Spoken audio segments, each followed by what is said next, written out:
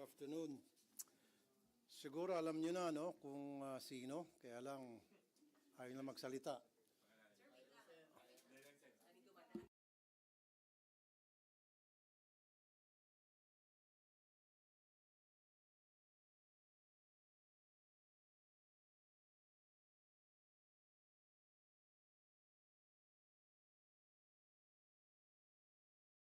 Ako doon sa pasahero, huwag mo nang pahirapan pa ang maraming tao. Aminin mo na, sabihin mo na nagkamali ka, isurrender mo yung driver mo, and mag-apologize. Kasi sa ngayon, ang nangyari, na pagbibintangan ang 24 ninyong senators.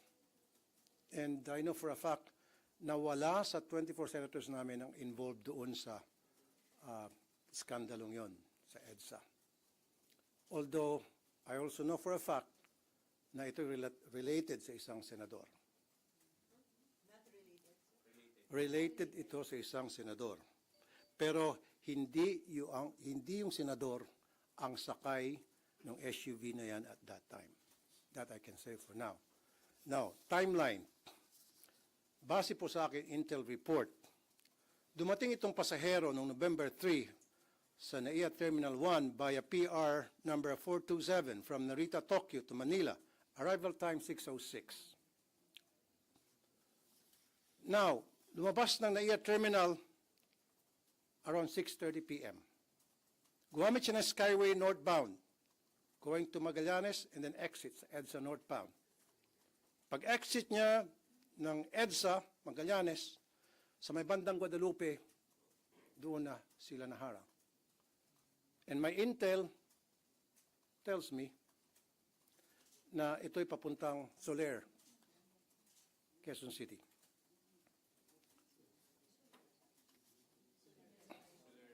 Quezon City.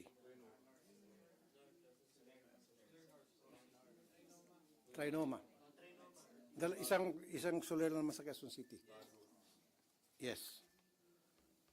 And yung security niya, yung nakasakay sa transit, ay former AFP member. And that's why we will coordinate with the AFP para alamin, tukuyin kung sino yon. At syempre, pag natukoy yon, kakausapin natin yung security. Most probably, baka sabihin niya kung sino yung kanyang VIP. For now, yan muna masasabi ko sa inyo. Unless you have some questions. Related, kamag-anak po. Kamag-anak ng isang senador. Ang nakakainit ng ulo rito ay itong MMDA. Itong MMDA, pag nagpatawag ko ng hearing in legislation, ito'y mapipirito. Yung piritong sunog, alam niyo yun? Kasi nga, ayaw nilang mag-provide ng CCTV footage. Very uncooperative itong MMDA. Parang meron silang tinatago, parang meron silang pinagtatakpan. Why? At nakapagtakap, palagi may nakatakas dyan sa bus lane na yan.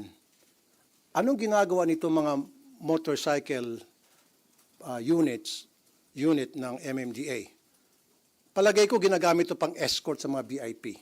Na dapat ginagamit yan sa trabaho, paghabol, panghuli ng mga traffic violators. Nagagamit ito sa aking information para mag-escort ng VIPs, mag-escort ng mga patay, mag-escort na pag may mga binyag, kasal, etc. Magigisa itong MMDA sa akin. Sir, magpapatawag po ba kayo ng hearing? Kasi humarap na sa isang press con yung driver, sir, si Ed Pan. And sir, konting context lang. Sabi niya, dahil daw on a Sunday yon, akala niya pwedeng pumasok doon sa bus lane yung mga private vehicles. Yun yung... Yan, hindi ko alam yan. And I don't even have the name of the driver yet. But I have to find out. The reason bakit talaga ako pursige itong mag-imbestiga, hindi, pangalawa na lang yun para malaman kung sino yung taong yon. Primarily dito, para malaman bakit hindi ginagawa ng MMDA ang kanilang trabaho. Dahil kung napapansin nyo, ilang beses nang may nakatakas dyan sa bus lane. Hinahabol ng mga nagbabantay sa bus lane, SAIC, LTO, Coast Guard. In fact, makikita natin, dinidipahan pa yan ng mga traffic enforcement people doon, nagbabantay sa bus lane. nakakatakas. Nasaan yung motorcycle unit ng MMDA na supposed to be habulin yun? Nasaan yung hagad ng MMDA na hahabol doon sa patakas ng mga traffic violators? Nasaan? Nandoon po sa mga VIPs. Pinay-escort illegally. That's illegal, I suppose. Ang MMDA motorcycle unit, dapat yan ginagamit sa pagpapatrolya sa traffic, paghahabol sa traffic violators. Hindi pag-escort ng mga VIPs. Hindi pagsama o pag-escort sa mga patay, sa mga funerals. At yan po ang nangyari ngayon. And you guys know this. And that has to stop. Sir, nag-file na kayo ng resolution regarding this? I will draft a resolution para in-native legislation para ma-stop na to. Ang primarily the reason why I want Senate investigations, bakit may nakakatakas yan palagi. At nakita ko ng problema, MMDA, ang malaking problema rito. May mali ba sa pagre-release pa, sir, ng mga protocol plates? Is there any, kasi sir, kayo senador kayo eh. Is there any, Wala akong protocol plate. Yun, sir. So, may need pa ba na bigyan kayo ng protocol plates, yung number 7? Kasi parang naabuso lang, sir. Though hindi naman senator this. Para sa akin, bilang isang senador, hindi na siguro dapat. Ako, I don't know sa iba, pero ako, I don't need it. Why would I need it? To tell the people na ako'y senador? Parang, am I entitled?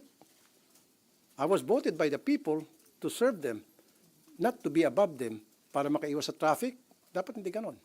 For security reason din ba, sir, ba't hindi kayo gumagamit ng protocol plate? Dapat kung talagang gusto mong secured ka, hindi mo gagamitin ng protocol plate. Kasi pag ginamit ng protocol plate, aha, senador to, edi target ka, easy target ka, sitting duck ka. Whereas pag gumamit ka ng regular plate, hindi malalaman kung sino ka. That's bullshit, I'm sorry. Kalokohan nyo na sasabihin, for security reason, kaya gagamit ako ng protocol plate. Hindi, kaya bangan yun. I don't know. Sa iba siguro, maaari they need the protocol plate for whatever reason, one way or the other. They might have their own personal reason. But for me, I don't need that. Sir, you mentioned kanina na kamag-anak ng isang senador. Do you think yung senador alam na at ano yung dapat gawin ng senador? In fairness sa senador, baka hindi niya alam. Sino po ba yung senador, sir? Dali. Kausap niyo na sila yung senador.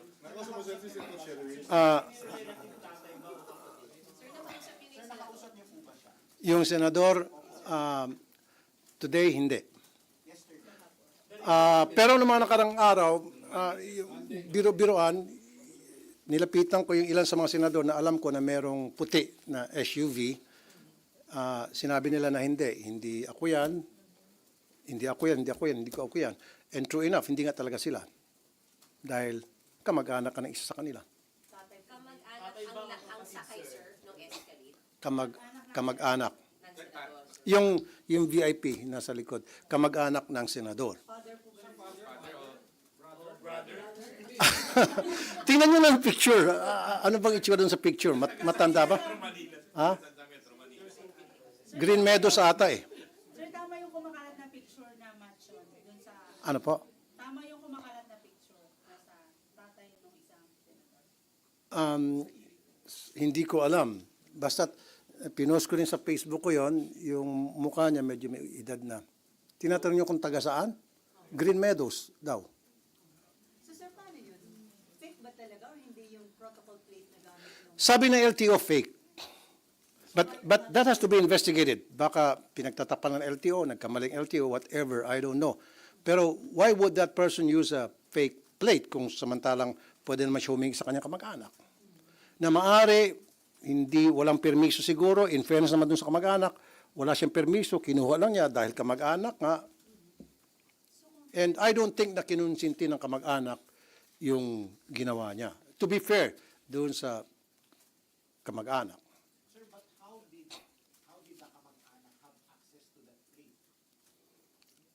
Kasi di ba yung kami senador binibigyan ng plate kung gusto namin. And then itong si kamag-anak, mamaya dumalaw sa bahay, nakita niya sa garay, uy, akin na lang to, hindi mo pala ginagamit, akin na to, kinuha. Sige, sa iyo na. Bawal. Hindi transferable yung... Yes. Dapat yung protocol plate na in-issue sa isang senador, dapat senador lang ang may karapatang gumamit nun at hindi mo pwede i-transfer sa mga kamag-anak, not even to your children, even to your wife. Sir, Sabi kahapon ni SP, sabi ni SP, kung yung nagsasakay tapos na ihatid, di ba? but with your understanding, sir, dapat senator lang gumagamit. Para sa akin, well, correct me if I'm wrong, if the SP said na pwedeng ipahiram sa wife, then maaaring tama siya. Pero for me, personally, like I said, correct me if I'm wrong, dapat hindi transferable privilege, dapat yung senador lang. At kung sakali mang gagamitin ni wife o ni son, ni daughter, dapat nandun si senador. So sir, kung maghahanda kayo ng inquiry, papatawag niyo yung relative ng isang senador? Well, hindi pa naman natin nalalaman kung sino siya, unless na ma-identify na talaga. Sir, pero your intel, kilala nyo na, sir. Hindi nyo lang pwedeng sabihin sa amin. Tama po ba, sir? Yung intel na binigay sa akin, yes. Kilala nyo na yung kamag-anak and the senator, sir. Yes. Pero lumalabas kasi na yung car na yun ay ginagamit ng company na listed under the names of William and Kenneth Gatchalian. Tama, hindi, tama sa information. Tama ba? Information ka? Galing sa iyan. This is information. Information is yun. Well, ang may-ari ng sasakyan ay Orient Pacific Corporation, na kung saan board members nga yung mga binanggit mong pangalan. Sino po yung board member? Binanggit niya. William and Kenneth Gatchalian. Anong pangalan? William and Kenneth Gatchalian. Okay. You have the same information. Quote him. Sir, same information, just to put. Yes. Okay. Base sa intel ko, mukhang tumutugma. At validated yung intel na yun, sir? Well, A1 info yung sa akin. Sen, hindi ito. Alam naman natin, this is not the first time that this happened. Should there be an audit of all protocol plates issued to VIPs? Yung mga, lalo na yung mga elected official, then yung iba kasi cabinet members, yung iba justices. Yeah, that has to be investigated. Yeah. Bilang committee chair ng Senate Committee on Public Services ng Senate, siguro yan isa sa mga imbestigahan ko kung paano ba ang maging sistema sa pag-issue ng protocol plates. Kasi naabuso na eh. So, lahat na po, lahat ng protocol. Of course, hindi natin papakialaman yung sa Presidente, sa Vice President, Supreme Court Justice, Senate Speaker, Senate President. So, But, sir, just to be clear, kahit po humarap na yung driver nung SK, mag-iimbestiga pa rin po kayo. yes, pag umarap